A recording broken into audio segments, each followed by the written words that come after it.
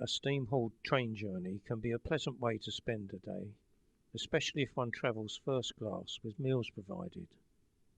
Part of the pleasure comes from visiting new places, and given the ability to leave the train at Lichfield, I took this opportunity to visit the National Memorial Arboretum a few miles away. On entering, one's eye is immediately drawn to the Armed Forces Memorial. This Romanesque structure is sited on an earth mound representing an early English barrow.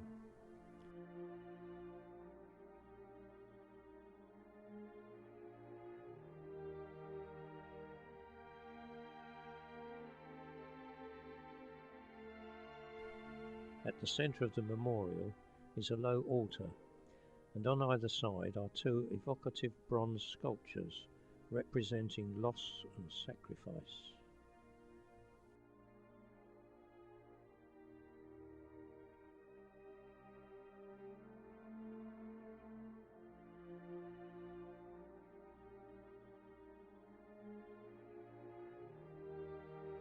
This memorial remembers the men and women of our armed and merchant services who have been killed on duty since the end of World War II. Their names are recorded first by year, and within each year by service, Royal Navy, Army and Royal Air Force, and then by date. I made a personal search for two names. Flight Lieutenant Albert Edward Sheehan. He lived a few doors away from me, and we went to school and scouts together. Albie holds the dubious record of being the only member of the Royal Air Force to die during the 1956 Suez Campaign. The second name on my list was Private Daniel Hume, the son of a friend of my daughter. He died in Afghanistan when an IED blew up the Land Rover in which he was travelling.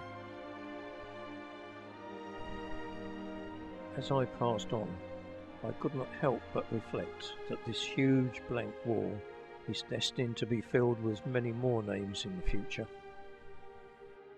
From the mound on which the memorial is built, one gets a wide view of the Arboretum's 152 acres of reclaimed gravel workings donated by Redland Aggregates in 1994. In the background are woodlands which are already becoming established, while in the middle distance are recently planted areas. There are already over 50,000 trees from all over the world planted here, including all the British native species bar one, the wych elm, which succumbed to the Dutch elm disease. Apart from the small woods, a number of other planting patterns have been used. This small formalised garden commemorates the Royal Air Force Boy Entrance and is one of a number of similar arrangements with provision to sit and rest a while. An avenue of poplars, yet to reach maturity, has individual trees dedicated to cavalry regiments.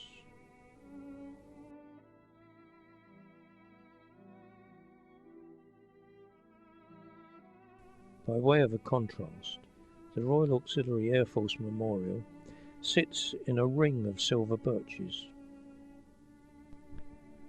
From a group of trees to a group of shrubs, rosemary for remembrance. There are some very impressive sculptures around, like this polar bear for example.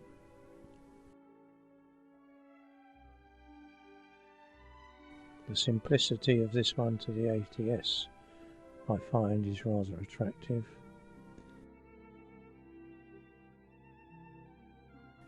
But my favourite of all is the one to the wrens, situated in this rather pleasant garden.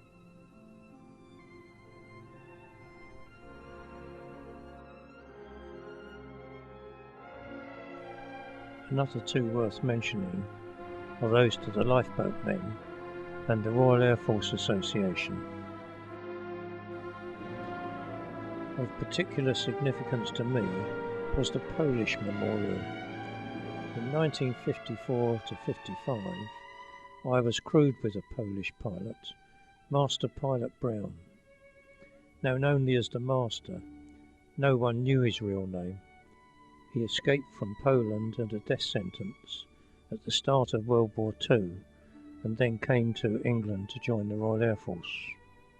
On one occasion, at the last minute, the station commander replaced the Master as my pilot. The flight that night was to take us right up to and along the East German border. It was considered too risky for the Master should we be forced to land in East Germany. Leading up to the memorial is the Beat, an avenue of ash and chestnut trees from which the original truncheons of the police force were made. Every police force in the country has a plaque here, as do some individuals of note.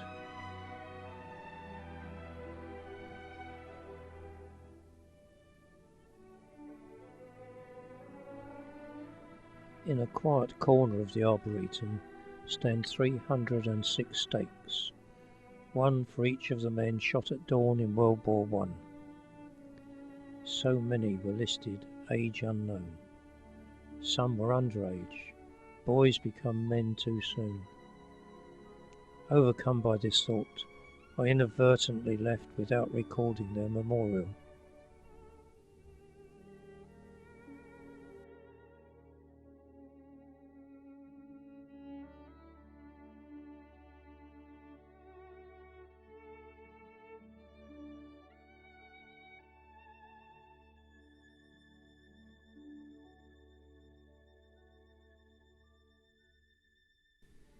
Afterwards, a quiet walk by the River Tame was very restful.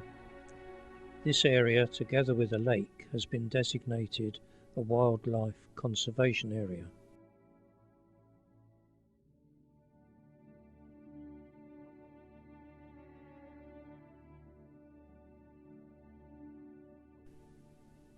The woods are also part of the Wildlife Conservation Project, and here trees may be dedicated to individuals who died and were buried overseas. As you walk around, every so often you will come across a delightful garden, in contrast to the many memorials, and a few hours are hardly sufficient to see everything.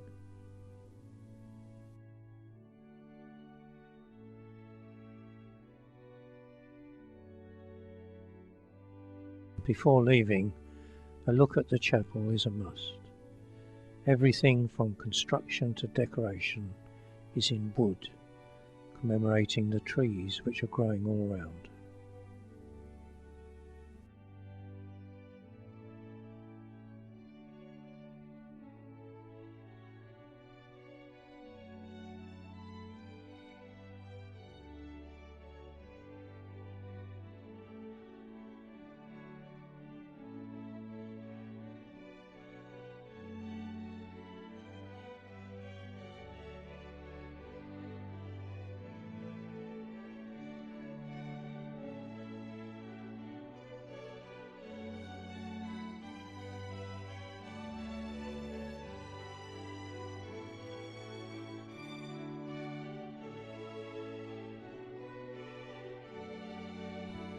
With so many immature trees around, it's difficult to remember that this is an arboretum.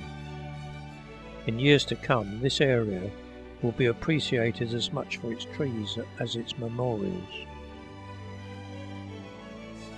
And now, with a last look at the Armed Forces Memorial, it's time to get our bus back to the station. Unfortunately, there wasn't time to visit Lichfield Cathedral, but that's for another day.